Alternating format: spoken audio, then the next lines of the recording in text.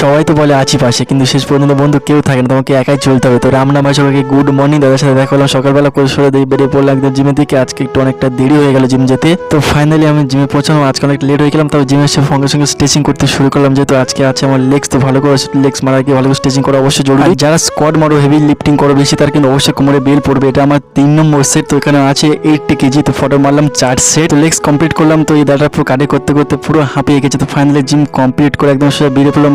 হাঁটতে পারছিলাম না, কারণ প্রচন্ড পেন হচ্ছিল আজকে লেগসে। জিম থেকে বেরিয়ে দেখলাম যে বাইরে এরা ওয়েট করছে। দেন তারপর সামান কমপ্লিট করে বেরিয়ে পড়লাম আমি আর দিদি। তো দিদি বললো চল আজকে একসাথে ডিউটি যাবো। তো দিদি আমাকে দিয়ে ফটাফট চলে গেল ডিউটিতে। আমিও টাইম মতো চলে আসলাম একদম ডিউটিতে। ডিউটি থেকে বেরিয়ে পড়লাম, এখন বাজে পুরো 7:10। এসে আজকে দোকানে ফটাফট দুটো চিড়ে ভাজা নিয়ে নিলাম। খুব খিদে পেয়েছিল, এসে বাড়িতে ফটাফট ফ্রেশ হয়ে গেলাম, কারণ বাইরে যা গরম পড়েছে, একটু ওয়ার্কআউট করতে হবে বাইরে গিয়ে আর কি। বেশি কিছু করলাম না, বাইরে গিয়ে একটু হালকা কার্ডিও করে চলে আসলাম বাড়িতে এসে। আজকে একটু বন্ধুরা দেখা হচ্ছে পরে একটা ভালো ভিডিওতে। সবাই ভালো থাকবে, সুস্থ থাকবে। সবাই বলো জয় শ্রীরাম।